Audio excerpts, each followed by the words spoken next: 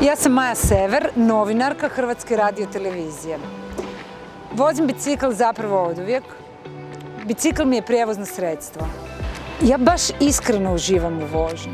Čim sjednem na bicikl razmišljam hoću li ovim ili onim putem, kog bi mogla sresti. Mislim da mi to doprinosi stvarno nekakvom bogatstvu života. Osim što vidim puno toga, sretnem neke ljude, nisam živčana, nađem parking odmah, brže prođem kroz gužvu i nekako baš je gušt. Dok vozim često vrtim u glavi ok, što trebam, što ne trebam, što nisam napravila. To vrijeme uvijek iskoristim za još nešto. Bicikl je stvarno super.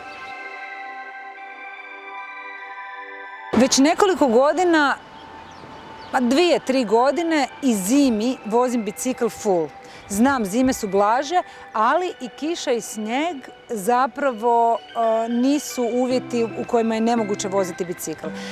Imamo kabanice koje idu preko bicikla, dakle zaštiti najveći dio tijela. Problem ostaju cipele, ali mi je upravo jedan prijatelj rekao da se mogu nabaviti i navlake za cipele da noge ne budu cijeli dan mokre nakon što po kiši biciklom dođem do posla.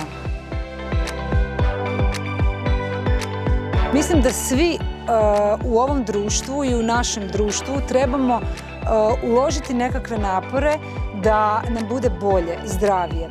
Voziti bicikl je taj put. Mi kao pojedinci okrenite se biciklu, stvarno će nam biti dobro, ali i institucije koje potiču građane da promijene način života. Na gradskoj i na nacionalnoj razini to je stvarno važno i svima će nam biti bolje.